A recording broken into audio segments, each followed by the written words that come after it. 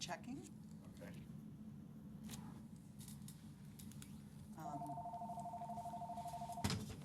So I guess yes. We will.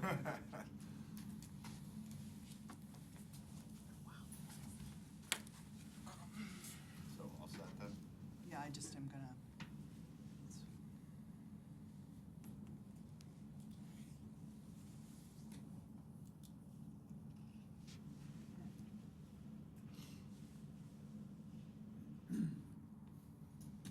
So yes. Okay.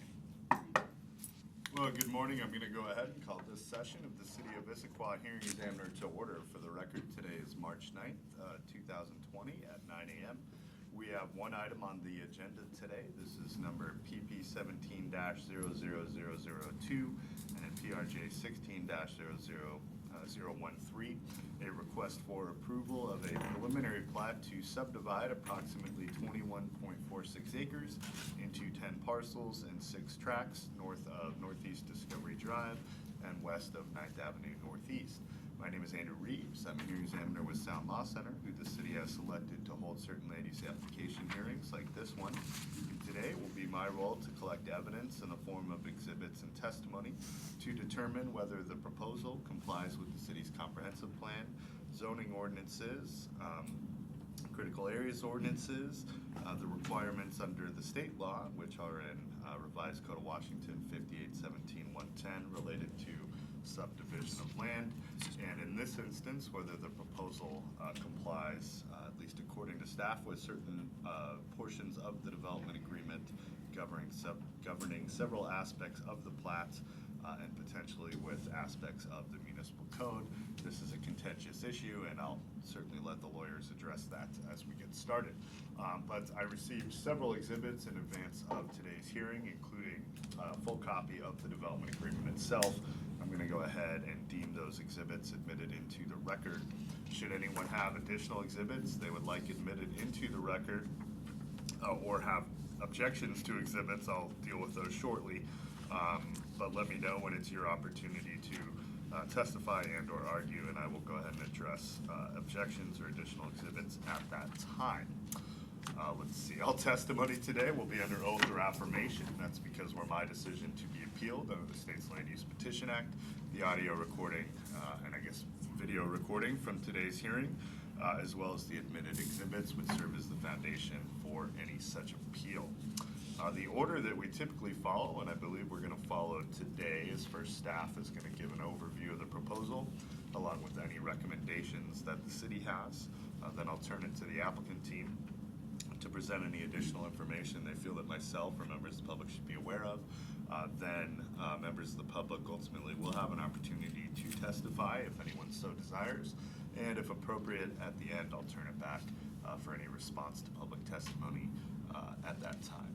So that's the order we're going to follow. I thank everyone for being here. I am well aware of the background related to this proposal and the sort of issues that we may have, but I wanted to note that Mr. Schneider did present me with an objection sort of motion before I started here today, and I wanted to give him an opportunity to explain what that is and give Mr. Lell an opportunity to respond before we dive in. Does that make sense to everybody? So, Mr. Schneider, thank you for being here. If you can introduce yourself for the record. Yes, thank you, Mr. Reeves. I'm Pat Schneider. I'm here representing the applicant, IHIF-Commercial LLC, which we will normally refer to as Shelter. With me from Shelter are Tia Heim and Eric Evans, also Mark Veldee from KPFF, who's the civil engineer for the Plat, and Mike Swinson from the Transpro Group, who is the traffic engineer. And they will each be speaking. Before I summarize what is in the objection that I filed, I want to just talk about the exhibits for a moment. Okay. My understanding is that the exhibit included with the staff report is an unsigned red line version of the development agreement, and we would like to make sure that the signed version is also part of the record. Mr. Lell and I traded emails about this on Friday afternoon, and my understanding is the city does not object, and we would like to make sure that is included in the record. Okay, so my understanding, and again, it's been a little while since I thoroughly read the development agreement, but I have read it in the past. The major difference is just as to what is being named throughout. Is that accurate?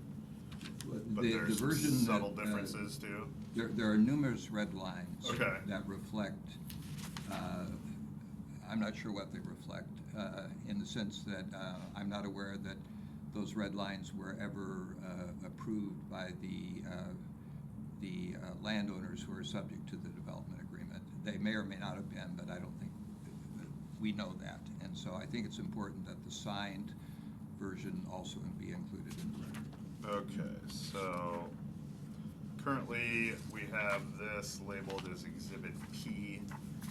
So your suggestion would be that we have an Exhibit Q that is essentially the signed version of the development agreement? Yes.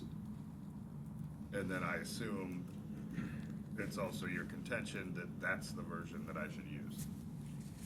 Well, I would suggest you use that version unless the parties identify a reason to compare it to the other version. Okay. And Mr. Lell, your thoughts on that particular issue? Thank you, Mr. Examiner. The city has no objection to including a signed copy of the development agreement as requested and proposed by Mr. Schneider, and I would consent to that on behalf of staff. My understanding is that Ms. Sloman, who will be handling the city's presentation today, will either have a copy to introduce into the record today, or we will be doing that at a subsequent time. It sounds like we do have a copy of that. Okay. And I will let Ms. Sloman further elucidate on the point, but my understanding is that this 20-year development agreement underwent numerous changes throughout the years, and the redlined copy that is linked from the staff report represents the most recent current version of that document, regardless of whether it has been signed in that form or not. The other option would be including what my understanding is essentially an entire file cabinet full of agreement-related materials, including the various executed addenda that have occurred throughout the two-decade period during which the development agreement was in effect. And again, I'll let Ms. Sloman address that to the extent needed. Okay, so staff has no objection to admitting the signed version as Exhibit Q, but there may be some disagreement between the parties, potentially not, about what some of the changes between these two documents mean. Is that an accurate understanding? That's fairly accurate from my perspective, Mr. Examiner. I'm not aware of any substantive disagreement with the applicant team on that point, but again, the reason that the city has linked to the redlined version on the staff report is that from the city's view, that represents the most recent, current, and complete version of the document, all encapsulated in one location. And that the signed version is an original and dated version of that document. And if I may respond, I don't think we have any agreement as to which of the red lines have been agreed to by for want of a better word, the applicant, the underlying landowner subject to the development agreement, or not.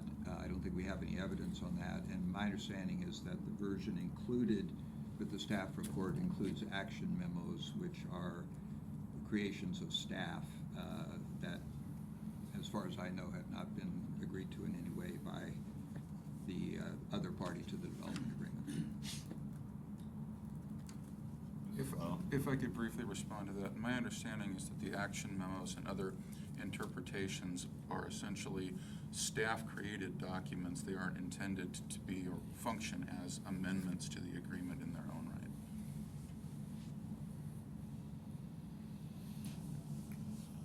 right. Okay, well, I guess at this point, it's going to be challenging to fully understand. So what I would suggest is certainly that we will admit Exhibit Q, which is the previous signed version of this.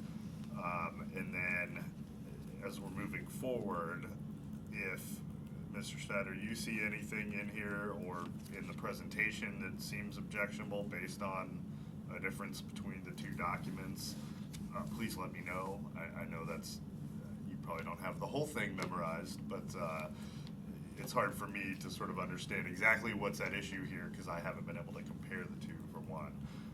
But we'll do our best to sort it out as we move forward.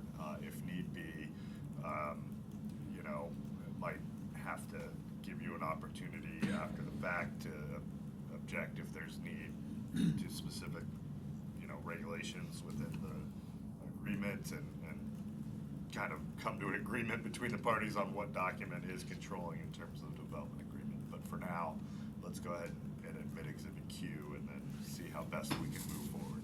Thank you. And then with that, were there other objections to the record? Yes, I've submitted a document this morning entitled Objection to New and Ongoing Violations of the Applicant's Vested Rights. And I'd like to briefly explain why I think this is an essential objection that needs to be made at the outset and that requires a decision at some point in this process by the hearing examiner. We've been told since April of 2018 that the director, Mr. Niven, would issue the vesting determination that is embedded within this staff report over his signature. And we've been attempting to appeal that since April of 2018 without success. It's now in the staff report. The staff report says that it's not appealable to you, but only with an appeal of the decision that you make. And we therefore are not appealing the, we're following that direction as well as recognizing the prior decisions that have been made in this matter. And we're not asking you to review the actual vesting determination embedded within the staff report. And that means, as I understand it, that this hearing is going to take place before you, even though under the development agreement to which staff agrees were vested, it would be a different process that wouldn't come to the hearing examiner. But the staff report goes beyond, in my opinion, anything that is in the long-awaited vesting determination. And the staff report is the first time that Shelter has been told that the Plat application itself is not going to be treated as vested to the development agreement. We've been in this process for over 2.5 years. The application was submitted in August of 2017. We've never been told that the Plat itself wasn't vested. What we've been told is that the development within the proposed new lots would not be deemed vested, and that issue is addressed in the vesting determination. But frankly, I was dumbfounded when I read the staff report to see that it is not treating us as vested to the development agreement for purposes of the Plat application itself. And as Mr. Reeves, as you said in your opening remarks, one of the findings that you have to make is whether the application complies with the zoning ordinance. That requires you to decide what the applicable zoning ordinance is. Is it the development agreement, or is it what we've been calling the replacement regulations that became effective at the end of March 2018? The staff report picks and chooses in a way that I don't begin to understand, and reflects an understanding of vested rights that is inconsistent with my understanding of that doctrine, and it presents a view of vested rights that I've never come across before. And I think we have been acting for over 2.5 years trying to submit an application that's consistent with the development agreement. We believe we have. Our witnesses are talking about and prepared to present testimony about the consistency with the development agreement, and to be told that portions of the application are being reviewed for the, in effect, what was submitted over 2 years ago for compliance with the replacement regulations is startling news to us. And I submit the city can't have it both ways. Either we're vested or we're not vested. And the city has all along has told us that we are vested. So, at some point, not necessarily at this moment in the hearing, but at some point, I submit the hearing examiner needs to decide what is the applicable land use regulation to which this plat is being evaluated. And that's the basis for my objection this morning. And we are going to be presenting evidence about compliance with the regulations in the development agreement, because that's what we've been trying to do for the last 2.5 years. Okay, so just to be clear, my office was asked to try to set aside 2-3 full days for today's hearing. And I am curious how much of this is relitigating or an attempt to relitigate everything that's sort of come before, which I would find concerning. To the extent that this is a preliminary plat, there wasn't a significant amount of public comment. There was some concerns about whether self-storage facility is appropriate. I think everyone agrees under whatever zoning regulations we're looking at, it would be allowed. I don't know. I assume my previous decision is being appealed was appealed to the Superior Court, and I suspect that one way forward would be to, if the plat were approved, to craft conditions in such a way that either the Superior Court agrees with me or it doesn't. If they disagree with me, well, you win anyway, and you're going to be dealing with the regulations you're hoping for. If they ultimately agree with me, I think that maybe I'm wrong, and you can tell me why you think so, but if the version of the development that I think would probably be allowed under my understanding of fairly recent case law related to vesting would have limitations on what would be applicable. But do you disagree with my assessment of my own determination and how it would impact this plat proposal? My understanding of your prior decision is that it does not address the issue that I have raised this morning and that I am concerned about. Okay. We are not asking you in any way to revisit your decision that the plat application does not vest the SDP and ASDP applications. That you've decided that, it is on appeal. Yeah. And that's not what I am distressed about today. Today, it is the plat itself. Right. And for example, one of the appendices that the staff report says do not apply is the appendix that sets out the development standards that apply to the lots, their allowed sizes and so forth. How can you review a plat application that is vested to the development agreement if you're not looking at the standards in the development agreement for lot sizes and what can be built on? So, to my mind, this is an entirely new issue that you have not decided on. I certainly was not aware that anyone was even thinking about this issue because I wasn't aware of it until I saw the staff report. So is it, for instance, Ms. Schneider, page 12 of the staff report has the 2 columns? Yes. That's the major thrust of the argument. That is a succinct way of illustrating it. There are many statements in the staff report that express this issue, but that, I think, is the most succinct way of recognizing it. Great. I want to give Mr. Lowe an opportunity to respond.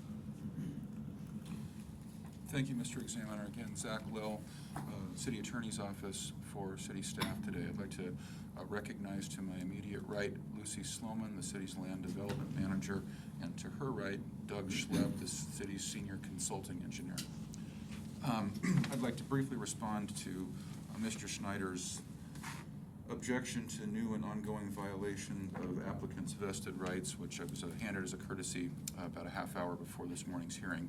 I haven't had an opportunity to thoroughly review it, but I would like to make a few preliminary comments. Do you want me to put it up? The first is, I think that there may be a fundamental difference and disagreement between the parties, not only on the fundamental vesting issues that the examiner is aware of from prior administrative appeals, but also what is at issue in this proceeding. And this hearing is a pre-decisional open record hearing on a preliminary plat application.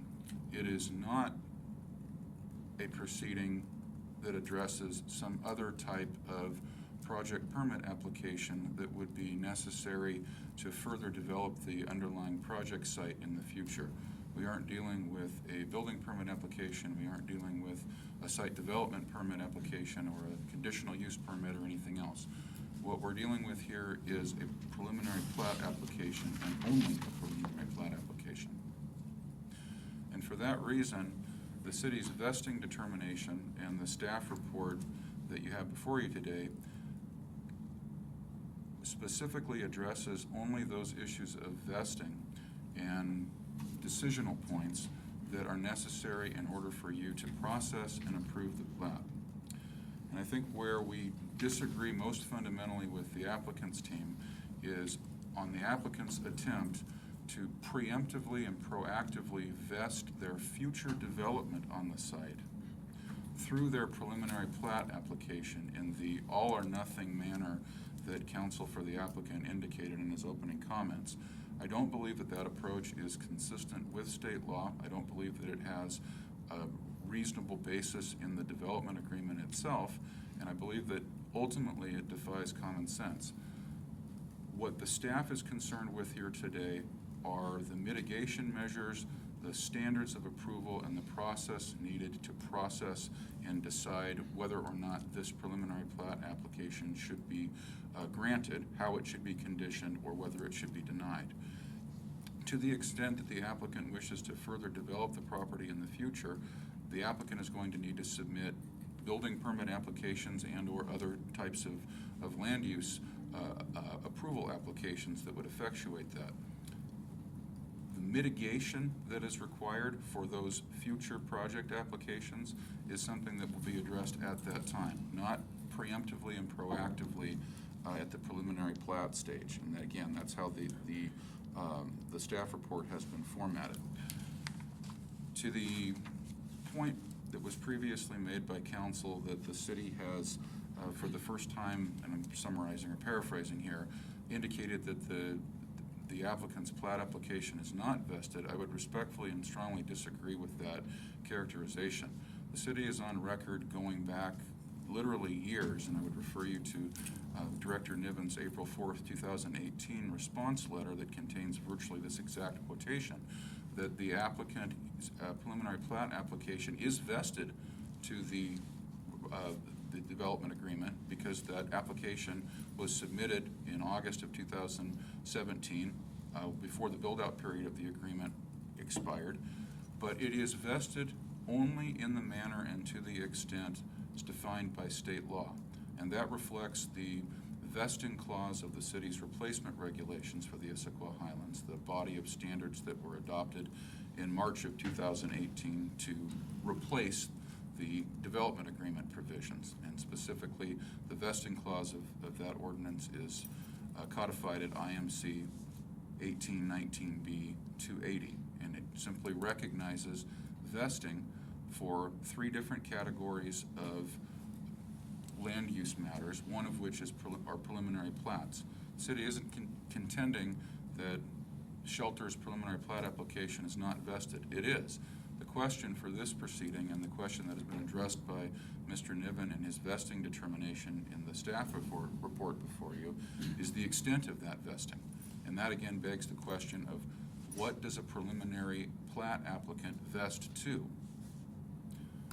Preliminary plat applicant, under no state law that the city is aware of, would vest to development standards necessary to process and approve future land use approvals for the site.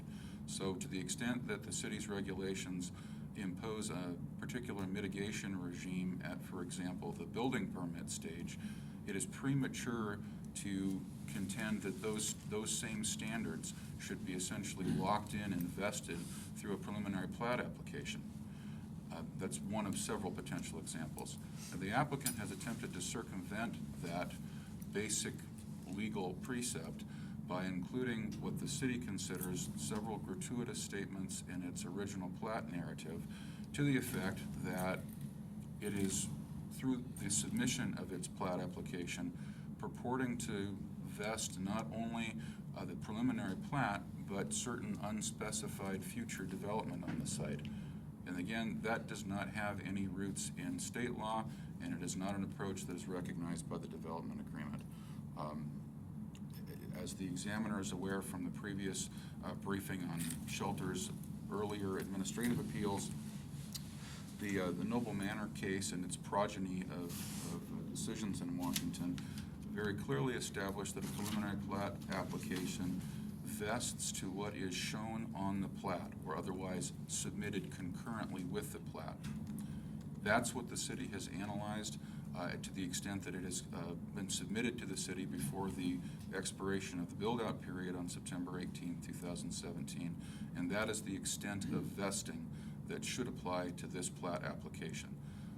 Subsequent submittals by the applicant that essentially attempt to retroactively afford vesting, different and more and greater vesting protection to the original 2017 August plat application should not be deemed to afford greater protection in that context. That's not recognized by the development agreement, and it's not recognized by state law in that manner.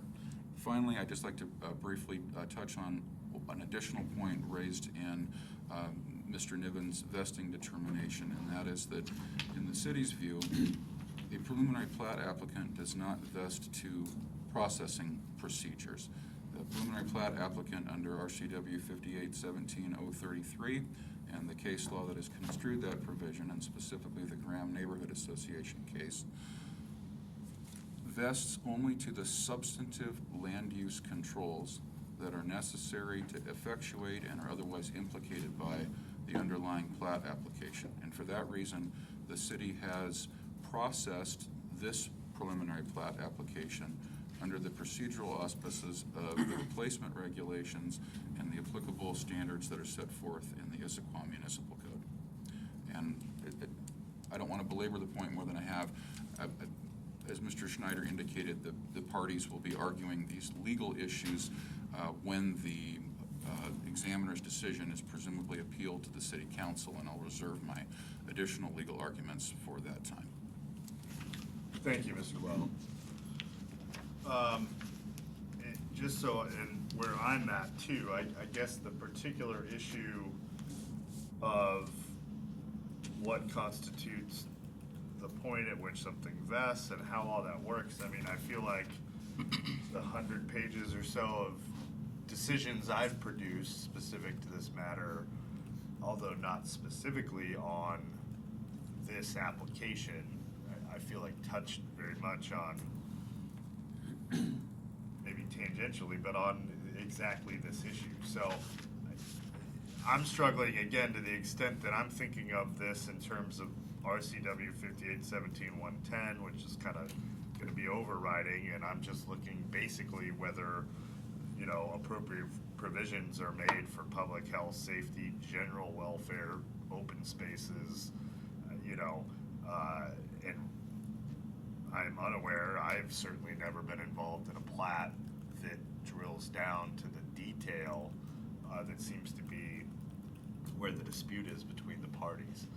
So in my mind, it seems to me it would be possible for me to produce a decision addressing the basic criteria for approval of a preliminary plat without diving into the nuance of the vesting issue, but maybe I'm wrong about that. Mr. Well? If I might, Mr. Examiner, I believe that Mr. Schneider has touched on this issue.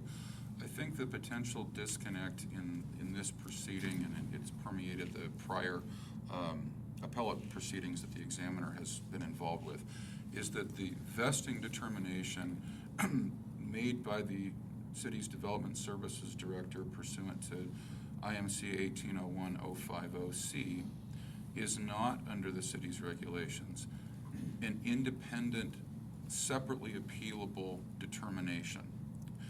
And for that reason, under the city's procedural regulations, it's necessary for the underlying decision on a particular project permit to which the vesting determination relates to go through its open record pre-decisional hearing and for the record to be created on the vesting issue. And then, when the whole matter is bundled and sent up on that created record to the city's closed record appeal body, which in this case would be the city council, at that point, the council, sitting as an appellate body, would review the vesting arguments. So we concede and agree with Mr. Schneider that there should be an opportunity for both parties, and certainly for the applicant, to produce evidence at this stage of the proceeding on the vesting issue, even though the determination is one that the city's code delegates specifically to Mr. Niven. And I think at the very, very first matter I heard on this, related to this piece of land, I believe, was an attempt to appeal a letter. Maybe it's that April 4th, 2018 letter, and I believe I had pointed out that there was a way under the code to request an interpretation, which never occurred, and so now we're 3 years in. But you're saying, absent that, the only way to do this is, just go through the process, and we're gonna tread the same water that's been. The short answer is yes. I don't mean to belabor the point, but as the examiner is aware, particularly from the administrative appeal that the shelter filed in the fall of 2018, and which was decided by the examiner, I believe, at the end of that year, this is a reality of the city's procedural regulations, and the necessity of allowing an opportunity for both parties to make a factual record on the vesting issue during the proceedings, the open record proceedings for the underlying project application, here the preliminary plat, is an important part of that larger procedure. And the city has no objection to the applicant providing in this setting evidence addressing that, as long as the city has a meaningful opportunity for rebuttal. Mr. Schneider, any response? That was fairly lengthy, so I wanted to give you a chance. Yes, thank you. Mr. Lell has responded almost entirely to the arguments that I said I was not making. We are not asking you to revisit any decision that you have already made. However, I agree with Mr. Lell that because this is finally the decision, or the staff report includes the decision that on the vesting that the city agrees we can finally appeal, we do have to some extent, make a record on that issue. And I have additional documents here that we will offer. We're not going to be offering a lot of testimony, but we want to make sure the documentary record is complete. To go back to your earlier comment, I am not at the moment foreseeing this hearing taking longer than 2 days, because we intend to be efficient in just creating the record.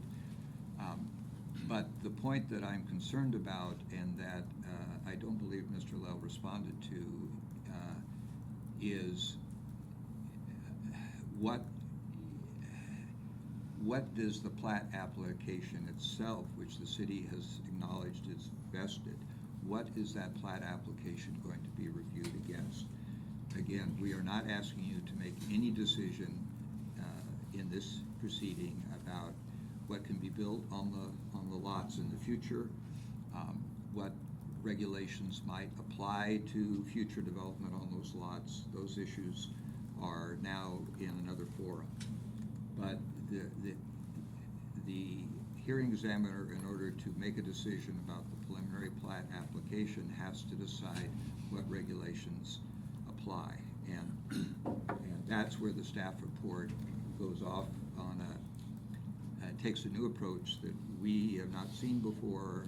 I've not seen before anywhere in my career, and certainly I haven't seen it before in this case, and basically decides to give you just maybe the sharpest practical example, as far as I can tell from the staff report, it is based on submittals that we made years ago and asked you to impose conditions on the application that are entirely unnecessary because the plans that we submitted a year ago in March of 2019 in response to city comments already address those issues. So the most practical way to illustrate this problem is to say, what plan set are you reviewing as the preliminary plat application? We believe it's the submittal from a year ago. We've been waiting a year to have this hearing because the city has not responded with any kind of correction notice to those plans. Or are you reviewing the plat materials that were submitted in 2017, which is what portions of the staff report appear to ask you to do. So we are presenting to you the plan set that we presented to the city a year ago as the preliminary plat application that we're asking you to review, and the staff report doesn't ask you to do that. So it's a very practical problem from my point of view that requires a decision on this issue. It's not about future development of the lots, it's about the lots themselves. Mr. Examiner, if I could briefly respond to that. I think it's directly on point to Mr. Schneider's comments. Ms. Sloman will be addressing that issue during her presentation, and the short answer is the city is reviewing and is asking you to review all of the various plan sets that have been submitted by Shelter during the preceding 2.5 years. The concern that the city has, and this will be, I think, further explained during Ms. Sloman's presentation, is the extent of vesting protection that those various plan sets should be deemed to afford. Sure. So my sense is, I think we all recognize that these applications, especially a plat application, it's an iterative process. And so the applicant has submitted several versions over time. And I think the city's, I guess, from what it sounds, their concern is they're stressing the idea in their mind that the only vesting that would occur relates to the materials that were submitted, prior to the build-out period ending.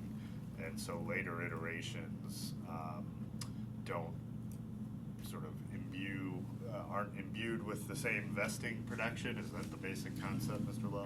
It is, Mr. Examiner. There are nuances to that, and as I believe Mr. Schneider indicated, some of the subsequent submittals that the applicant has provided after the build-out period and after its initial August 2017 application were made in response to city comments, and some of those revisions or corrections simply address points that had been raised in staff comments. And the city isn't suggesting that that somehow deprives any vested rights of the applicant. The city's concern is that to the extent that those subsequent submittals contained development details or a specific development proposal that was not set forth in the applicant's original pre-build-out period August 2017 plat application, that those subsequent submittals or those aspects of those subsequent submittals should not be deemed to afford retroactive vesting protection for the additional details so provided. This argument sounds very familiar to the extent that, again, I feel like I've heard it in relation to, the other 3 or 4 decisions I've made. But am I wrong about that, Mr. Schneider, in your view? Or Again, that's a response to an argument. You don't believe you're making? Raising. Okay. Well, I think at this point, I think the best we can do is charge forward, and I'll have to sort it out. I do want to make, this is a pleading, so I'll just make sure this enters into the record in the list of pleadings. I don't believe we have an exhibit number for the staff report. Is that correct? So I think I'd like to give it an exhibit number. I know ultimately the applicant has concerns with the staff report, but we want to make sure it's in the record. So if we made the older version or signed version Exhibit Q, why don't we make the staff report Exhibit R? Although I can see how this is going to get very confusing.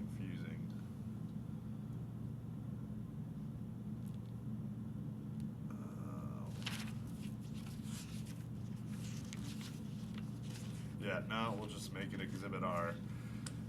This is why we always prefer numbered exhibits from one on the staff report forward so that more things can be added, but, okay, so staff report will be Exhibit R. And I recognize there's certainly gonna be disagreements about what's applicable, what isn't, and I'll try to field concerns and objections to the best of my ability as we go, but I think at this point, unless there are other matters the attorneys want to discuss before we dive in, we'll go ahead and have Ms. Lohman present. Does that seem okay? So just, and I apologize, my ears are defective today. I've got. And I'll speak louder, I'm sorry, I try to speak very loud, but. So I just want to make clear what we mean by the staff report. Okay. Is it the staff report including all of the exhibits? Or just the staff Just report? the document prepared by city staff, which I have running as 36 pages. Thank you. Okay? Okay, so I think with that, Ms. Sloman, I'll get you sworn in and we'll go ahead and start with your presentation. Do you swear affirm to tell the truth in the testimony you give here today? I do. Thank you for being here.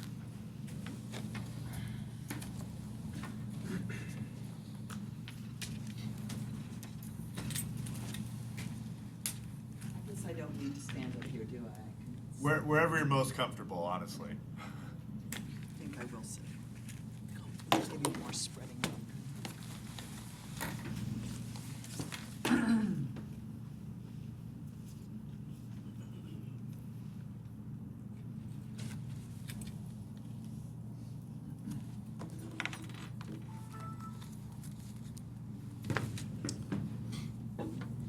So, as you've identified, this is the public hearing for the High Street Collection preliminary plat, and I'm Lucy Sloman, Land Development Manager.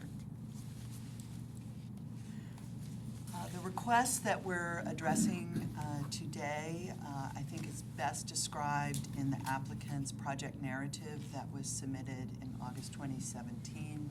It's a little more unpacked than the materials that were, or the description on the application form.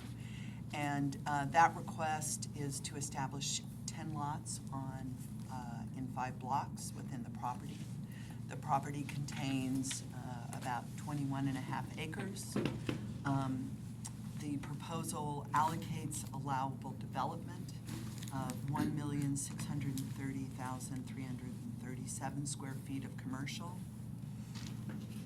Just to let you know, I will be giving you a copy of this presentation. 225,250 square feet of retail and 3 residential units. It goes on to describe that it does not propose construction of any structures, rather the allocation of allowable development included in the plat, which will be implemented by future specific development proposals. I swore you in, right, Ms. Sloman? Yes. Yeah. Okay, I missed that part. I was distracted, sorry. Okay. I am sworn in. She's I sworn am in, telling the okay. truth. All right.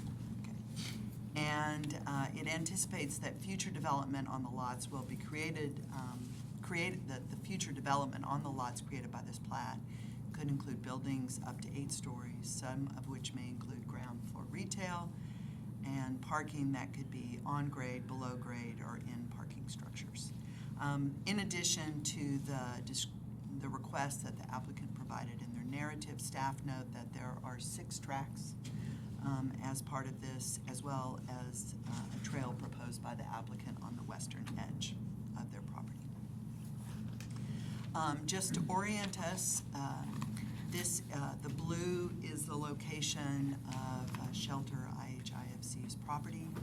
To the north and northwest is the Lakeside Gravel Pit, which is still a gravel pit, but is covered by a development agreement which would allow future development.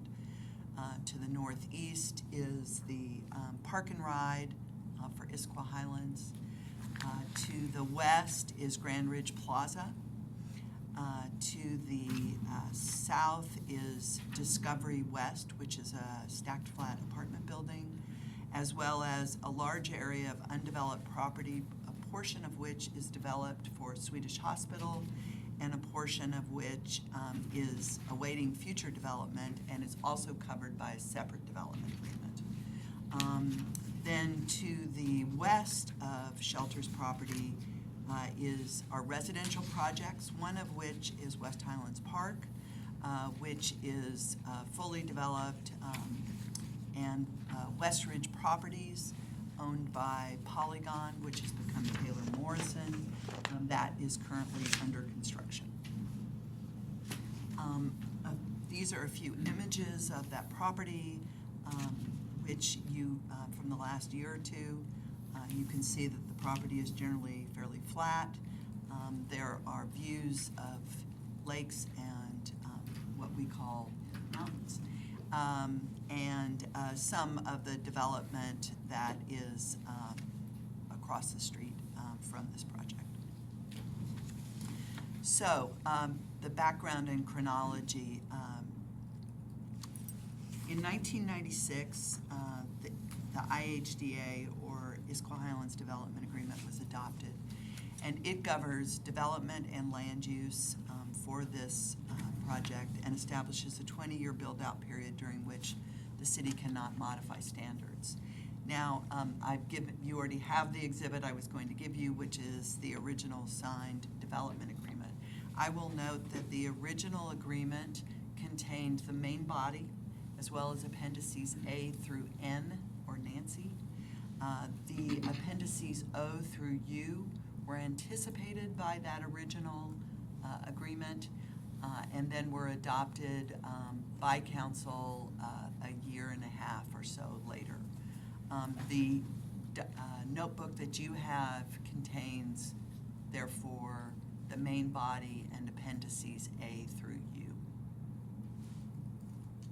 Okay, but you're saying that O through U were adopted by the council, Yes, and presumably there was agreement between the parties prior to that. Yes. We just don't have the full extent of that record. That's what Mr. Lell referred to as a voluminous.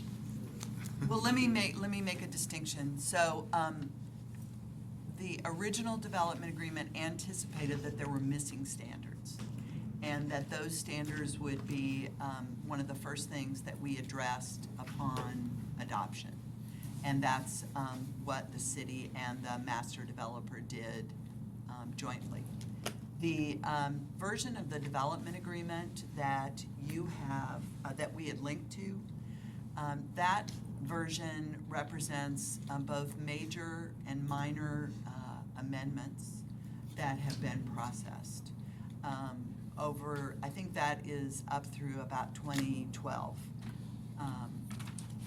This was to facilitate, as Mr. Lell said, making it easier for applicants not to have to necessarily go and find all the modifications and determine which ones might apply. But this has never been readopted by the council. But it is using major and minor amendments that have been jointly approved, processed and approved between the city and the master developer. Okay, so the red line version has the major and minor amendments that the city is conveying have been agreed to in the past. There just hasn't been adoption of some of these by council. Right. Was the last version the version that we have as Exhibit Q in 1996? That was the last time council action took place? No, because there have been 9 major amendments to the development agreement that that required the master developer and council to jointly take action. Okay.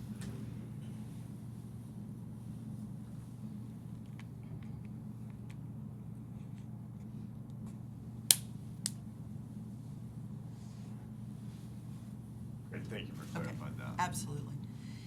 So, in the early 2000s, so now we're going to focus in from the development agreement to this property.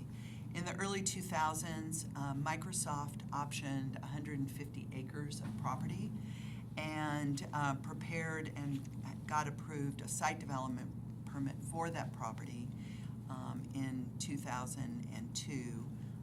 That has since expired. They ended up only purchasing about 63 acres, of which this property is within that. As a result, or subsequently to the site development permit being adopted, some infrastructure was constructed by Microsoft. We'll touch on that with certain pieces of infrastructure in our presentation. I believe around 2013, the Microsoft property was purchased by Polygon. After that, in 2014, a lot line adjustment was approved and Discovery Drive was dedicated, which began to segregate some of the property. And then in 2016, a short plat created large parcels, including the lot that's under review today, Lot B. In 2017, work began on this plat. That included a collaboration meeting in March, a pre-app in May. Then August 1st, the preliminary plat was submitted. 10 days later, the application was determined sufficient. By that, I mean that the development agreement says that if no comments are received on the application, it is essentially automatically complete 10 days later, which is what happened. August 28th, we received some additional materials in response to reviewer comments, and then in September, the build-out period ends. December 15th, the applicant submits what they called a change in the original project. There were some changes shown. This was 2 pages, essentially. Some changes to things such as lot lines and some easements. But I think the more substantial change was a sheet, I believe it was called an overview, that showed footprints of structures and parking, surface parking. That was a spontaneous submittal by the applicant. In 2018, early January, comments were emailed to the applicant's engineer on the TIA, or traffic impact analysis. Then subsequent submittals, resubmittals were received in February, 2 resubmittals in response to reviewer comments. On March 16, the staff sent out comments on the plan set. MVP is mybuildingpermit.com. It's the electronic portal through which applicants submit, and staff sent out comments. On March 19th, the development agreement was terminated, and 1819B was adopted. That section, that new section of the IMC is the Issaquah contains the Issaquah Highlands replacement regulations, and these go into effect March 28th. In 2019, we received the 6th and final plat resubmittal on March 5th. As per the requirements of the replacement regulations, a community conference was held on August 5th. Also, as required by the replacement regulations, the applicant and staff prepared a response memo to comments, concerns, and questions that were raised at the community conference. That was circulated on October 10th. And then the comment, there's a required two-week comment period to give the Development Commission and parties of record a chance to comment on the response memo. And that comment period closed on October 25th. Per the replacement regulations, we are required to provide that response memo as an exhibit to the staff report, and you've received that as Exhibit D. On November 15th, you confirmed the effect of the build-out period with respect to vesting, and then here we are today. With regard to notices and public comments, there are several pieces that we're required to do, including a notice of application, which includes site posting by the applicant and a notice to property owners within 300 feet. And those took place. The notice of public hearing is required to go out to parties of record and property owners within 300 feet. A legal ad in the newspaper and an updating of the posting on site. Those took place. I will note that in the Exhibit C contains those notices. I will note that I provided a copy of the actual newspaper ad. The affidavit of publication has just arrived at the city at the end of last week, and we will provide that on the 20th, just to provide a fuller record.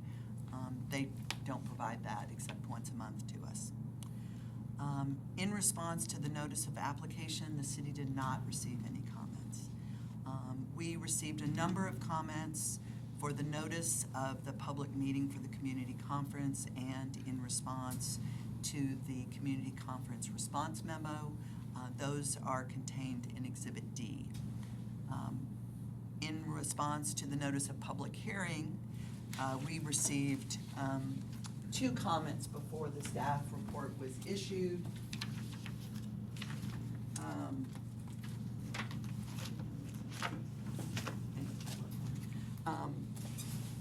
Or 2.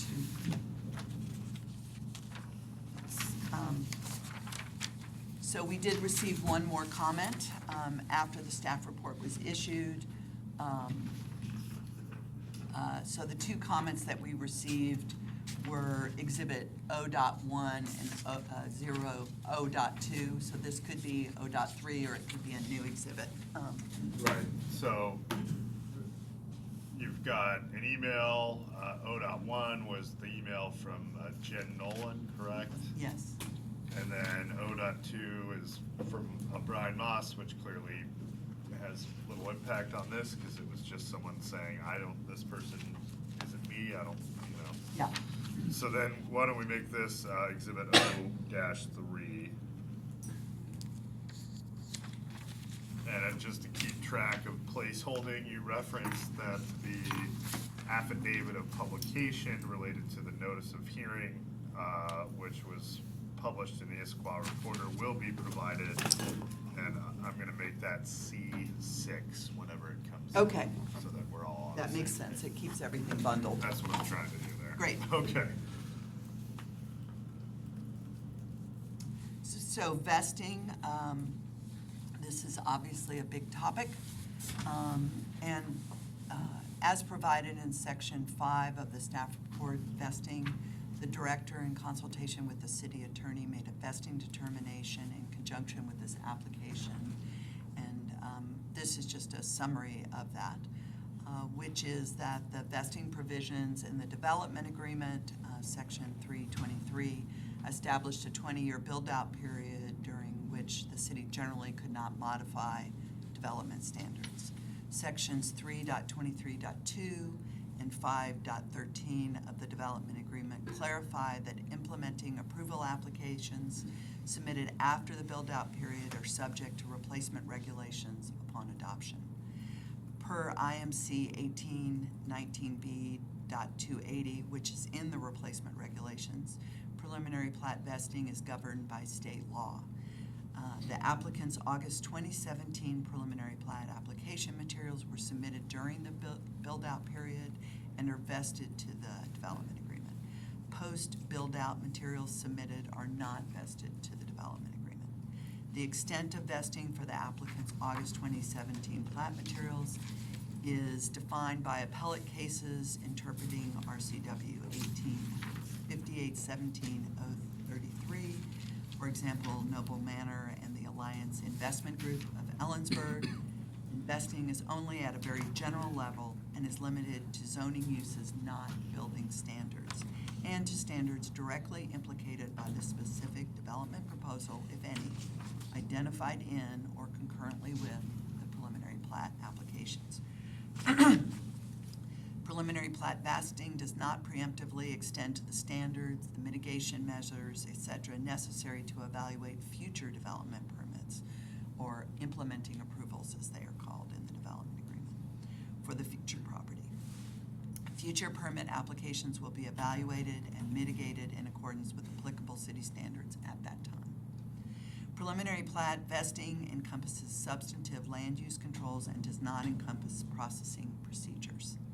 In summary, vesting for the applicant's preliminary plat application is limited to plat applications submitted pre-build-out period, the zoning classification use standards of the development agreement, the substantive land use controls of the development agreement directly implicated by the specific development proposal, if any, identified in or concurrently with the applicant's pre-build-out period plat applications, and the mitigation measures applicable to the preliminary plat itself. The applicant brought attention to one of our conditions, and we have concurred that that needed clarifications and are proposing to delete condition number 3. At the conclusion of my presentation, I have a revised set of conditions deleting that. The basis for our review. Obviously, we start with RCW 5817, which you have very familiar with and have laid out previously. We also look at the development agreement and its appendices. And with every application, we have to evaluate which apply. And with a plat, not all of the appendices would apply. The chart that's shown here is taken from the staff report. The left-hand column shows the appendices that are necessary for plat review and therefore are vested. The right-hand column shows those that were not needed for review and are not vested. I will note that Appendix B appears in both columns. This is because land uses are shown for Appendix B, whereas development standards, land uses are necessary for evaluating the plat materials. Development standards such as density are not. And so we would draw that distinction between those aspects of Appendix B. In addition, we would use the municipal code for city regulations and city standards. And I would just touch on that while the development agreement mentions preliminary plats, most of the regulations for reviewing a preliminary plat are actually in the municipal code. And so while the development agreement does not use levels of review, such as level 4, that is where the information about preliminary plats is found in addition to IMC 18.13. So I want to dive into this a little bit more because while we agree that things like utility, overall the infrastructure is part of this plat, and the standards for water, sewer, storm, and streets are vested to the development agreement. However, when you look at the level of detail that's provided, it is both too detailed and not detailed enough to review at this point, and is really not anticipated. It can be helpful to understand the implications, but is so detailed in some ways and not detailed enough in others that it is not possible to review. So for utilities, in IMC 1813, for instance, it describes that how the plat will be served by utilities and the location of water lines. But for instance, there are additionally hydrants, cleanouts, catch basins, manholes, airbags, and blow-offs. For streets, the description in 1813 is for locations with dimensions of streets, alleys, and easements and utilities. But we also have driveways, streetlights, curb ramps, striping, saw cuts. These are a level of review that we are not able to fully vet at this time, and want to be clear that there is not, we cannot approve these through the plat. So some of the, and so why is that? Well, there are variables that result from plat decisions. We will talk more about stormwater design, but until that is more fully completed, deciding where we're going to have catch basins, cleanouts, and manholes is a challenge. Future uses, I think this is probably, from our purposes, one of the most compelling. Hydrant placement, for instance. While you can generally say that hydrants are located at a certain spacing, things like hydrants, driveways, are tied to land use. And there's a broad range of land uses allowed. It depends on where the building is placed, where the fire riser room is placed, where certain points of connection between the hydrant and the building take place. And so we wouldn't be able to say at this time that the hydrants shown are going to be able to serve, fully serve this project.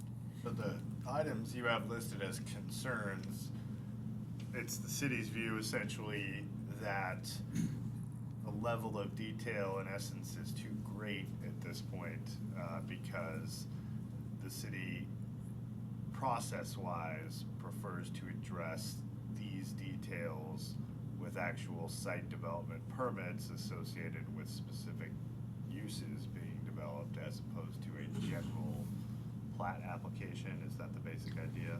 Yes, and I would say some of them are also, it's more information, which does help with some of the review that we are supposed to be doing. But it's also not enough information. For instance, not knowing the best place, where a certain landscape is going to go, the conflicts between landscape and on-street parking. There's just a very detailed site distance review that needs to occur and is difficult to do at this time. So there's both too much and too little information. Okay. So on the too little, I guess, I recognize that there was, in the staff report, there was discussion of stormwater, especially as a concern, but what were the areas in particular that staff is concerned there's too little information at this point? Well, for instance, we may not have vertical separation information for connection points to be able to determine if where they're showing that makes sense. I would be also happy to let my engineering colleague address this if you would like more information.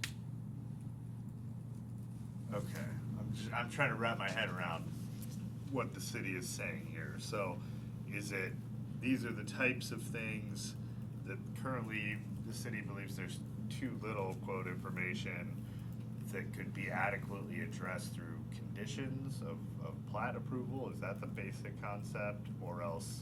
We would need additional information that isn't currently shown. Okay. And we feel that this is best addressed through construction permits. And we are not able to fully vet them at this time. Okay, so to clarify, I guess what I'm trying to grasp is when you say there is, in some instances, too little information, it's not that there's too little information to process a preliminary plat. there's too little information to process a specific site development, which is not what we're here for today. Is that? Well, following the preliminary plat, construction for this infrastructure would be submitted. Right. And prior to final plat, we would have worked through that, and they would have either been constructed or bonded. And so by final plat, we would have that additional information. But at preliminary plat, we are looking at a very two-dimensional set of drawings. And we would need to drill down to understand in 3 dimensions how many of these pieces would fit together to allow us to actually say all of this construction, the manhole locations, the clean outs, that these are in the right places. Okay. And is Mr. Schlepp going to be testifying in other regards, or is this, in your view, the best moment to hear from him on these issues? I was going to make the presentation, but where you would like additional detail, I would offer Mr. Schlepp to provide that.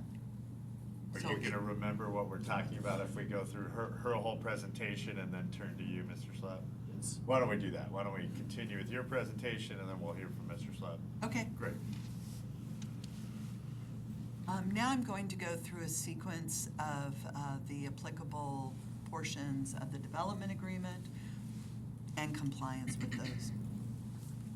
The main body, one of the most important elements that it provides is the entitlement. The development agreement calls that allowable development. The replacement regulations call that zoning cap. And the only reason I mention that is that the amount of entitlement matches in both the development agreement, what was purchased under the development agreement, and what's shown in the replacement regulations. I've already mentioned what those amounts are as part of the request. We agree that was what was purchased from both the previous property owner and the master developer. I would just note that although most of the commercial and all of the retail is original entitlement, 325,000 square feet was generated by the First Amendment to the development agreement. It's commonly called the Mitchell Hill Amendment, and I will speak a little more about that later on. The distribution of that allowable development is shown on sheet P102. That has evolved over the course of the various submittals. The totals, as far as we can tell, the totals on each block are consistent, but there is some variation from the retail-commercial split. And that comes into play in terms of redistribution. The applicant has noted that at the bottom of that table that they can reallocate that between the blocks as long as they do not exceed the allowable development. We would agree that both under the development agreement and under the replacement regulations that is allowed. However, that there are some other factors, just as we have had to do traffic impact analyses and other kinds of wet utility infrastructure evaluation. If the allowable development is reallocated, the city needs an opportunity to ensure that the infrastructure can actually support it. So for instance, if all the entitlement was placed on Block E, there may not be sufficient road capacity or wet utilities to serve that amount of entitlement in that location. So Condition 5 addresses that. Appendix A is the goals of the development agreement. That document is identical between the development agreement and the replacement regulations. The appendix contains 9 guiding principles, of which the staff report goes through those. After the guiding principles, there are goals and objectives. One of the topics of those goals and objectives is circulation. We have also done an evaluation of that. There are no goals and objectives specifically related to utilities. Principle 9 does lightly touch on that. In general, at this level of review, we agree that the application complies with Appendix A. Appendix B, land use, identifies 4 allowed uses for the property: residential, retail, recreation, and commercial. And the allowable development that they have purchased proposes residential, retail, and commercial, so that complies with the development agreement. Appendix D, surface water. The standard is the 2009 Surface Water Manual from King County and the 2011 City Addendum. We have received submittals on this in August 2017 and March 2019, and we do have some concerns identified. The applicant's materials say that they are relying on the existing capacity that was built by Microsoft. While in fact Microsoft intentionally designed a system that was completely separate from the city system, and so we do not agree that there is presumed capacity, and that additional analysis to determine the downstream capacity is necessary. That is addressed by condition number 6. Private on-site facilities are privately owned and maintained. Public items in the public right-of-way are publicly owned and maintained. That all seems relatively straightforward, although the applicant is proposing to build 2 new roads, and the treatment of the stormwater from those new roads is the applicant's responsibility, and that is addressed in condition number 7. Stormwater facilities were shown in the right-of-way in the 2017 applications. They were removed from the right-of-way in the March 2019 materials, and we have provided condition 8 just to ensure clarity that private facilities will not be located in the right-of-way. The last item that we want to note about the application is that it assumes that the city system will be used for both detention or flow control and water quality treatment, while in fact it's the applicant's responsibility to detain and treat the water. The applicant has proposed a certain price and manner for using the city system, and we believe that it's a separate negotiation outside of the preliminary plat to determine whether there actually is capacity in that system, and that is addressed by condition number 9. With these conditions, we believe the plat complies at this level of review. And quick question there, which is what is the current manual that the city uses? Is it the 2009 King County with the 2011 addendum? No.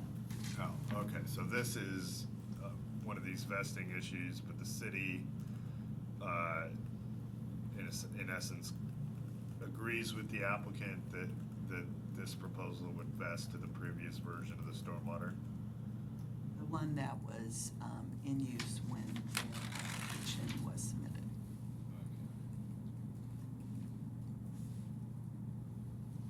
I have questions for the attorneys on that later, but I'll wait on that. Certainly.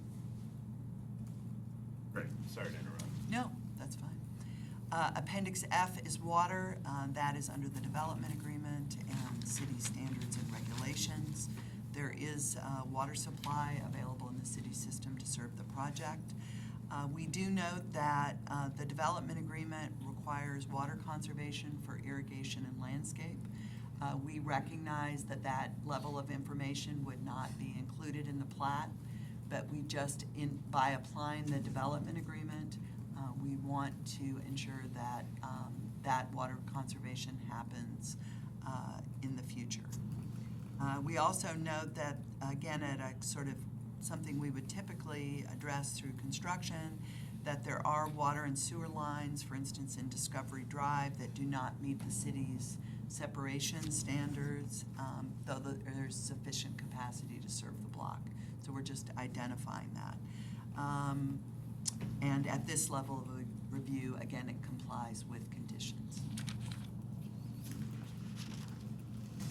Sewer, again, under the development agreement and city standards and regulations, there is sewer service available in the city system, and this complies at this level of review. Now for roads, which is a little less simple than sewer.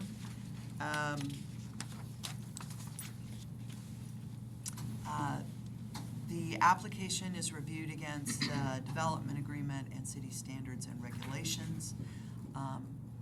The roads address circulation for several modes, including vehicles, pedestrians, and bicycles, inasmuch as they are associated with streets.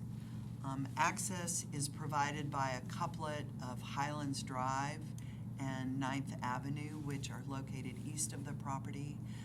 The frontage for 9th Avenue and High Street, which is up here at the north end, appear to be complete and serve the project.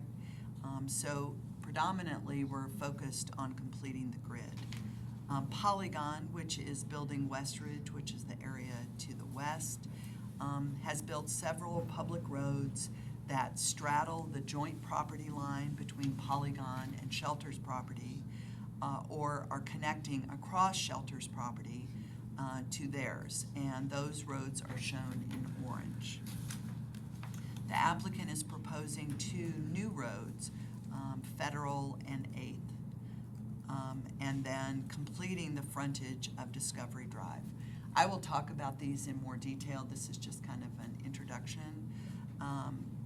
And then I would note, as a continuation of Mr. Lell's comments, that the narrative has expansively kind of created this umbrella of vesting for future actions. There were roads described in that narrative that are not shown in the plat, such as alleys and character streets, and that those need to be, at such time as those roads are actually proposed, that they would be evaluated against the standards in place at that time, and that's condition 13.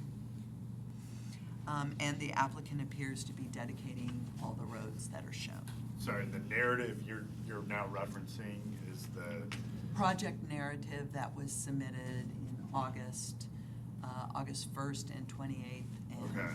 it was submitted the same Sure. document was submitted multiple times. okay. The traffic impact analysis, or TIA, we received 4 times. The February 7th and March 5th are probably the key ones for determining the appropriate classifications. I'll touch on that a bit more in a moment.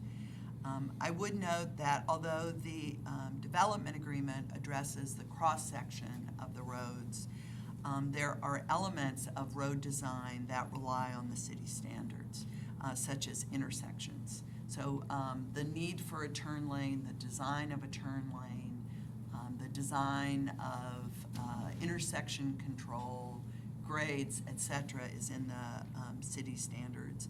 We do not have sufficient information to fully understand that, and would review it with the construction permits, and that's addressed by condition 14. And are those the SIDs or whatever the CIDDS? No, this is actually a separate document authorized by the IMC, which is called the City Street Standards. Okay.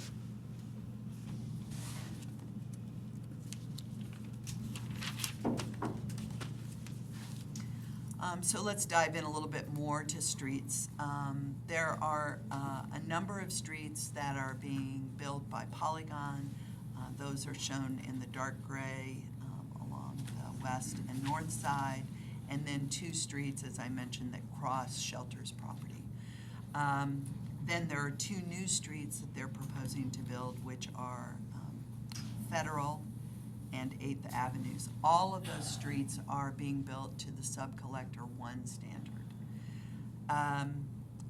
In the August 2017 submittal, 8th Avenue complied, so let's look at these new streets, 8th Avenue and Federal Drive.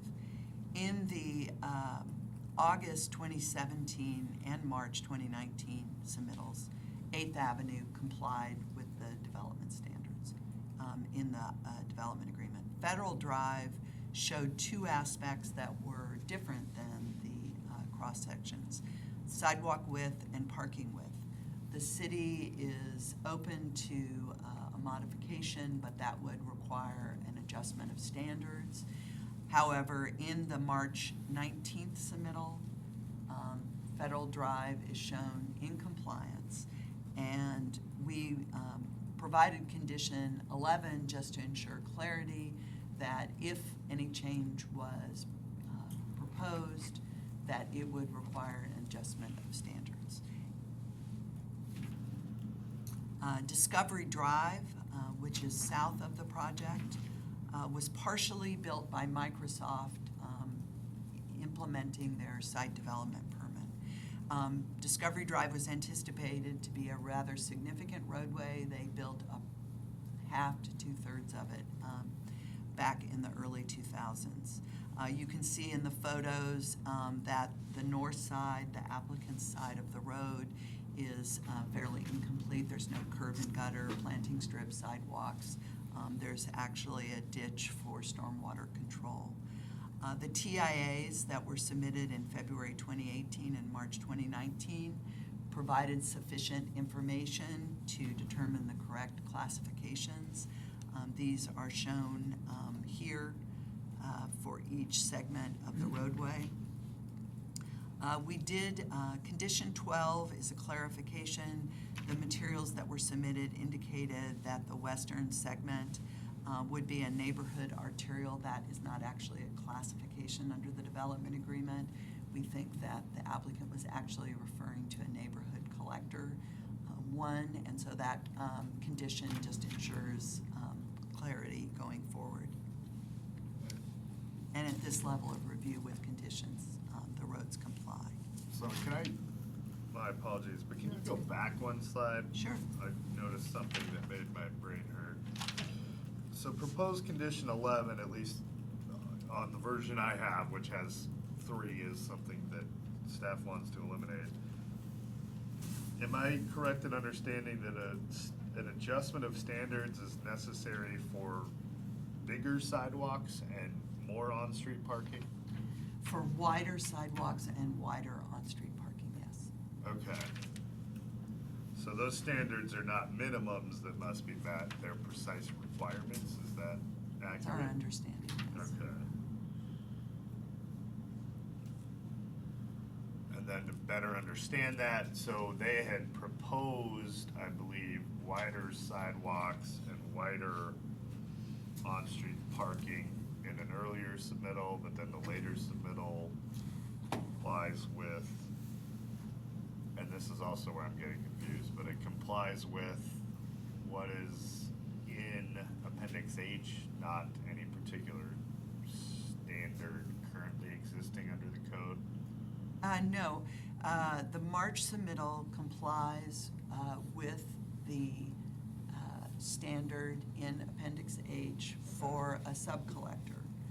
And the condition is just to ensure that we're clear that if a change is proposed in the future, or depending on how the hearing examiner rules, that a change beyond what's shown in the March application would necessitate an adjustment of standards. Right, but what it complies with is the development agreement, Yes. not some other standard in the Yes. municipal code. Okay, Yes. just wanted to be clear. Sure. Thank you. Yeah, I no think problem. I'm on the same page now, okay. In terms of pedestrian and the bike system, which is associated with streets, the dark blue streets have sidewalks on both sides, which provides that pedestrian circulation. Those dark blue streets do not have separate bike facilities. Much of Issaquah Highlands relies on cars and bikes sharing the road. However, for Discovery Drive, the standards that are proposed and that we believe we agree with the applicant are the appropriate classifications, use sidewalks and bike lanes. And given the busyness of Discovery Drive with ambulance traffic to Swedish Hospital, we think that's an important thing to have separated bike facilities.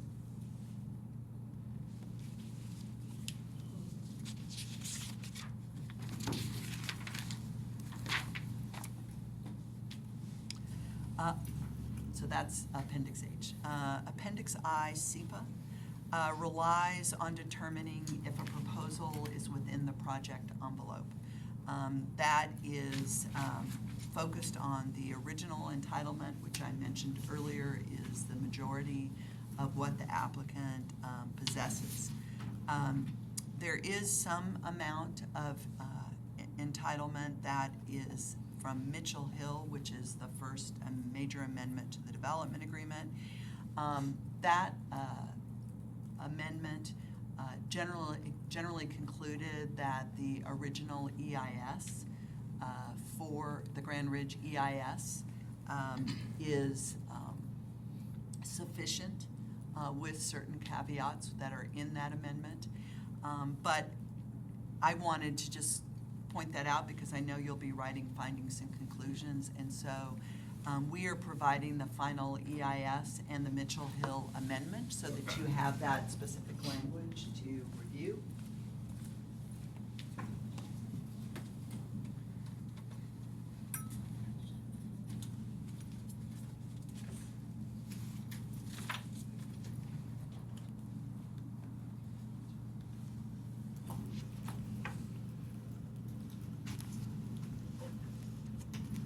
So we provide those as additional exhibits. Okay.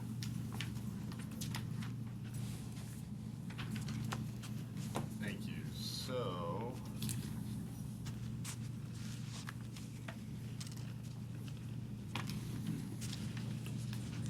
this is this the complete FEIS, or is this a partial FEIS? What is this document, just to be clear? I don't know the answer to that. Don't know, okay. One of our administrative staff Fine. copied the document, and I have not dug into it to see if there were appendices that were provided. Okay, so just so we're all on the same page, I think I said Exhibit R would be the staff report, correct? Yes.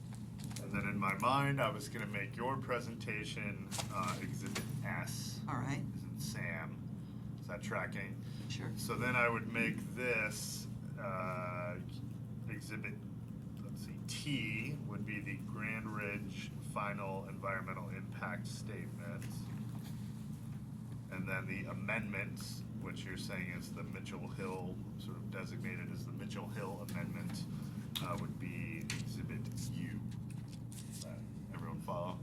Yep. Okay. And my understanding is there's no disagreement currently between staff and the applicant about the adequacy of SEPA, correct? Okay, this is just mostly for my sake. Yes. Okay, great. In preparing your findings, I just thought that it would be, that you might want to have that additional information, not because there is a dispute. Okay, great. Just wanted to be sure we're on the same page. Great, thank you. Yep. Moving on to Appendix S, guidelines. Again, the development agreement and the replacement regulations are identical. The same documents are adopted in both. The purpose of the guidelines is to create a framework to ensure the buildings, landscape, circulation, and other elements relate to one another to achieve the vision of Issaquah Highlands. To implement that, there is a neighborhood type assigned. In this case, this is a traditional townscape neighborhood. I do note that there was one hangnail in the staff report where another neighborhood type was referred to, and I just want to clarify that the property is traditional townscape. Okay, where, It's near the top, it's like, believe it's the second paragraph under Appendix S, and it says it's traditional townscape, and then it goes on to describe the, would you like me to point it out to you? sure, is it here is correct, but then it says house and garden? Yes, exactly. So that House. should be traditional That should be townscape? traditional. Gotcha, thank you. Did you track that as well, Mr. Schneider? You guys know what she was referring to?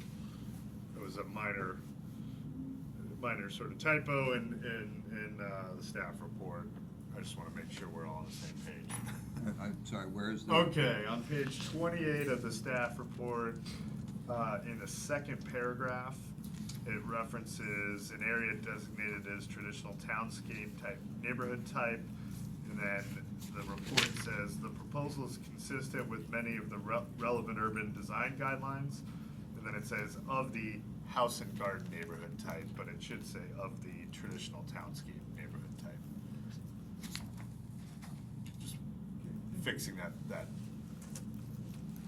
Okay. The applicable guidelines that were used in looking at the plat were circulation, trails, and mixed-use district. In general, the streets are interconnected, geometric, and generally narrow, as the guidelines anticipate. The guidelines do urge on the use of on-street parking as the first means of addressing the parking demand, and the applicant declined to add parking to streets that did not already have it, and the application complies with this level of review. Trails. In addition to the sidewalks and other facilities that are provided through the streets, there is a trail that starts at the north end of the West Ridge project and is currently under design and construction where this dotted line is. And the applicant has proposed to provide a connection between the property to the north to Discovery Drive. The August 2017 submittal showed this as a forest trail.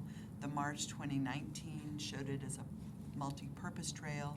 We agree that the multi-purpose classification is the appropriate one based on the level of use and the users. Although we would typically pick this up under construction, I would just note that the fence is shown in the required border of the trail, and fences aren't allowed in the trail corridor. And so condition 17 simply says that the application needs to comply with the applicable standards, and so it complies at this level of review.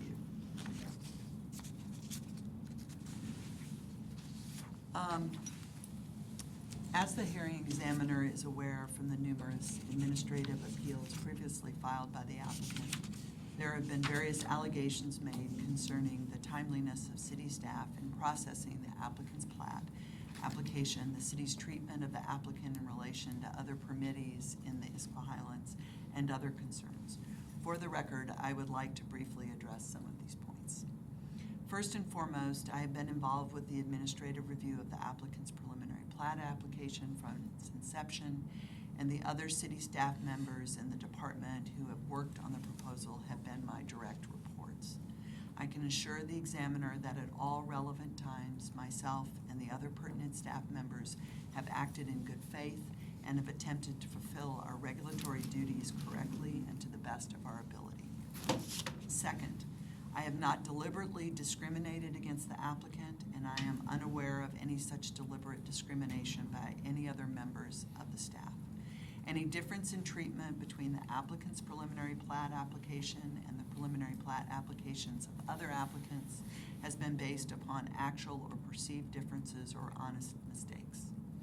With respect to the latter, it was belatedly brought to staff's attention that the city had inadvertently continued to process the Polygon preliminary plat, PP 17-00001, under the procedures set forth in the 1996 development agreement rather than the applicable procedures codified in the replacement regulations. The Polygon plat was located within the Issaquah Highlands and in retrospect should have been subject to the same procedures used for this proceeding. That is, a public hearing before the hearing examiner rather than before the Urban Village Development Commission. No party raised this issue during the administrative proceedings for the Polygon plat, which was approved without challenge in 2018. This was an honest and inadvertent mistake that, when it was brought to the city's attention, staff did not wish to repeat for the applicant's preliminary plat application. The city has not deliberately discriminated against the applicant's plat application in this or any other manner. Finally, the administrative review timeframe for the applicant's preliminary plat application was unquestionably been lengthy. There have been various reasons for this delay. The application was originally submitted in August 2017 and has been supplemented or otherwise updated by the applicant numerous times during the intervening 2.5 years. For approximately 12 months of this period, the city was waiting for the applicant to resubmit in response to staff's review comments. It also bears emphasis that the city has been extremely inadequately staffed, sometimes chronically so, and at various points during the relevant period, and that the workload within the Development Service Department has been extraordinarily heavy during much of this time, especially in relation to the staffing levels. Staff has attempted to do the best it could under the relevant circumstances. And again, there has been no deliberate delay of the applicant's plat application or any other intentional mistreatment of the applicant. And so, in conclusion, we recommend approval based on the staff report dated March 3, applicants exhibits A through P, and subject to the recommended conditions of approval. This is a somewhat modified recommendation. So along with the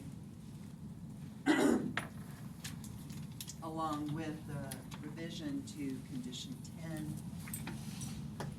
we provide a revised set of recommendations. Okay, I want to make this exhibit V as in Victor.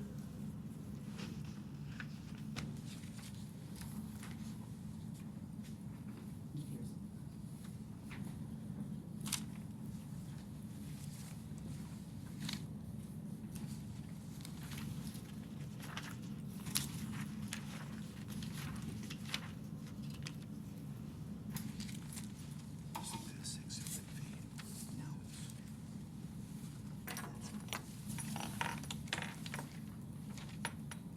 This is S. Thank you. So the presentation that I just handed you would be Exhibit S. Okay. And then yours, this would be Exhibit V, I presume. Right, thank you. I'm sorry, which exhibit is this?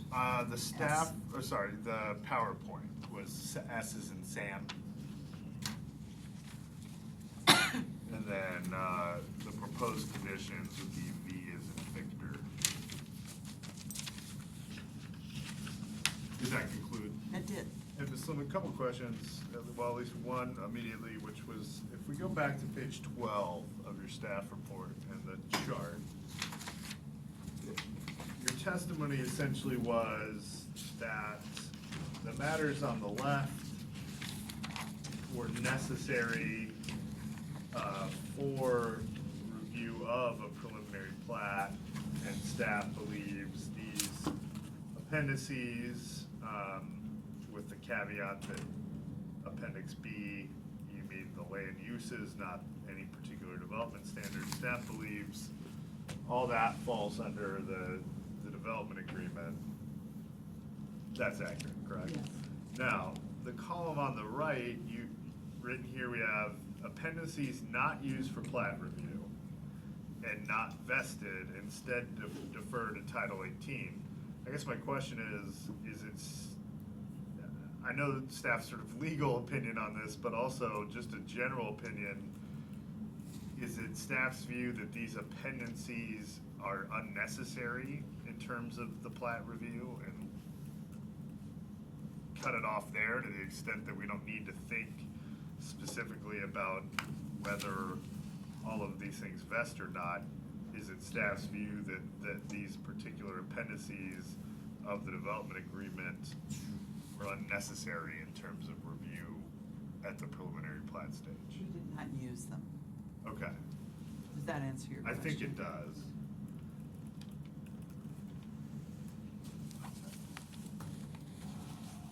Great.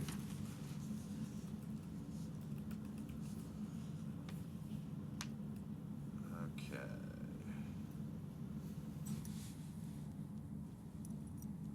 And so the staff report in that same column references that Appendix D, or, sorry, I guess it'd be Appendix E related to critical areas is inapplicable. And I know we had any FEIS on the whole area. I mean, I assume that the appendix is inapplicable because there are no critical areas on site that would be impacted through development of this plat. I mean, one would think if there were critical areas, there would have had to be some review, or that would still have applicability moving forward. Right, there were no critical areas. Okay, no critical areas. On the property, and the development agreement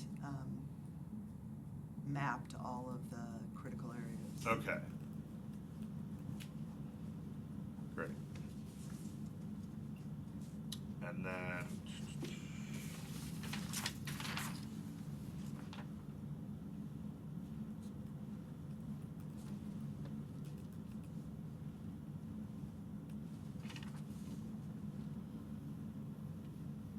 the proposed conditions, I'll use this newer document, I suppose. Okay. We'll call that, again, that's in number, I didn't change the numbering. Okay, number 16 references the expectations of Appendix S as in Sam, and the staff report notes that Appendix A and Appendix S of the development agreement were adopted wholesale into the code. Right. So here, does it matter? I mean, is that Appendix S intended to reference the development agreement because we're under the development agreement, or does it really matter either way? I think we would say it doesn't matter either way because the identical document appears both in the replacement regulations and in the development agreement. However, we did use it as part of our review, so we would, I think, say it was under the development agreement. Okay. But we think that's generally an academic exercise since the identical document appears in both places. Okay. I think I understand that. Okay, I believe then those were the questions specifically that I had for you. And you had intended on having Mr. Schlepp testify as well, is that? If you have technical questions on some of the utilities or roads. Yeah, I guess, Mr. Schlepp, if I can get you sworn in, do you swear affirm to tell the truth in testimony you give here today? I do. So that issue earlier about what level of review is necessary, I guess if you can sort of expand upon that briefly, that would be helpful. So Lucy, in her presentation, touched on water, for example. Some of the detail that's provided shows water meter locations, fire line connection locations, FDC locations, which is the fire department connection location. Those are tied to building layout and mechanical room. That would be reviewed at a later stage. So additional information would be required to review those locations, for example. On the sewer line on Discovery. It shows a proposed sewer trench that is adjacent to a fire hydrant with thrust block. So there's concern about safety and whether or not a thrust block is appropriate so close to the sewer. So that's a level of detail and analysis that hasn't been provided. We would review those elements under the city standards for sewer and water design.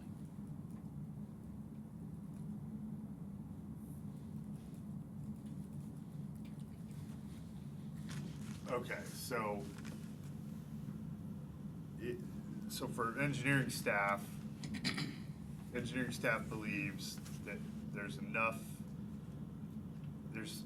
information such that the proposal could be approved with conditions, but the concern on some level is there's too much information that a stamp of approval doesn't guarantee that further analysis isn't necessary. Is that the basic concept? Correct. Okay.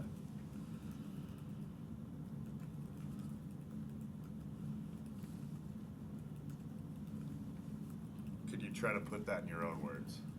So there is sufficient information to show that the plat as proposed could be served with the applicable public utilities and also the road network proposed. But there's further review and analysis, or design analysis and review, that is necessary to permit the level of detail that is shown on the plat documents. Okay.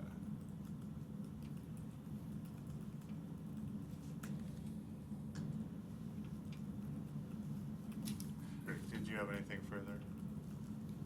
Great, thank you. Ms. Lemon, did the city have other witnesses it intended on calling at this point? I can answer that if I could, Mr. Examiner. Yeah. The city intends to call rebuttal witnesses if and when to the extent necessary following the applicant's presentation. We assume that will occur on the 20th. Okay, so a little unusual, again, rebuttal witnesses for Plat, but I think I understand any objection to that procedure on your side. Not as long as we're afforded the same opportunity. I think that seems fair. Okay. Yes, Mr. Examiner. Okay, great. I did have a legal question. I don't know if now's the right time to ask the attorneys. It did have to do with the vesting issue, which is not the one you're fighting about, but one I'm trying to be mindful of, and it does relate to stormwater. I think you know where I'm going with this. I'll just let you tell me Certainly. what the argument is. That's an extremely close decision. I will be, without violating client confidences, I'll tell you that that was the source of a discussion internally at City Hall.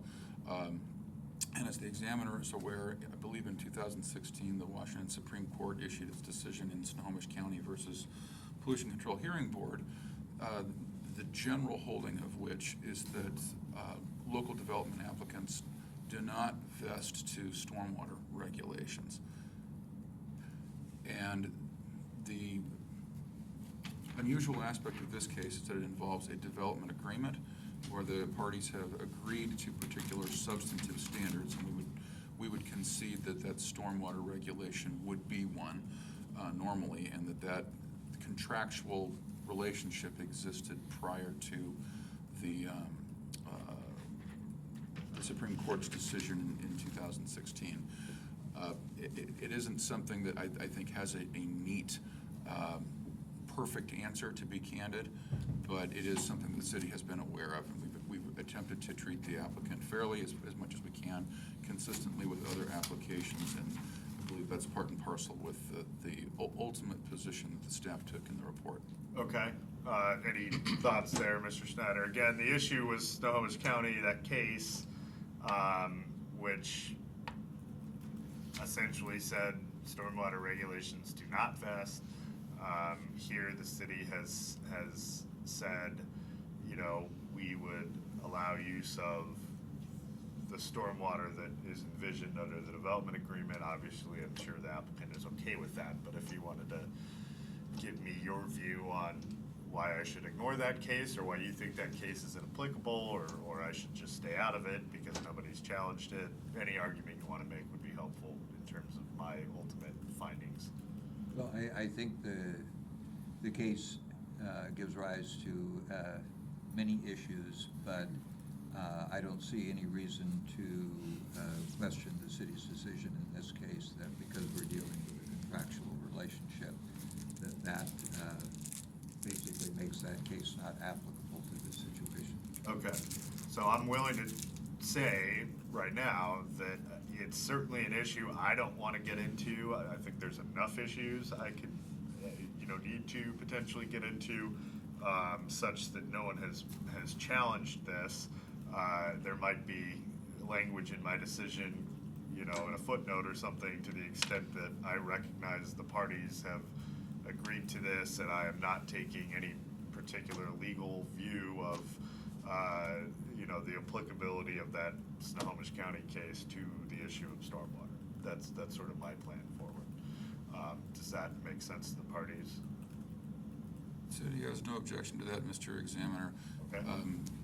Again, I would just note that no one has raised that up to now. I'm It's aware. not an issue that. Part has of been- my job, right, is Certainly. as I review the plat, it is my job to think in terms of, public health, safety, stormwater, et cetera, so I don't know if I can just outright ignore it, but I just wanted to kind of put that on the record. So, Mr. Schneider, does that make sense to the applicant? I don't have any objection to what I understand you're proposing to do. Okay, great. Okay, so I think then that would cover the city's presentation. Mr. Schneider, do you guys need a second before you start in, or how would you like to proceed? Yes, I could use a break, and also I would like to give our consultants an opportunity to see information in here that they Sure. haven't seen before. How long do you think you need? A 10 or 15-minute break. Let's take 10 minutes, come back in about 10 minutes. Oh, might as well, let's see, is it 11? A little after. Yeah, why don't we say 11, 10, 12, no later than 11:15, please be back here. Warm up a little bit. You're not using this, are you? Sorry? You're not going to be using this, are you? Water or anything? You know what, I'm actually gonna run over to the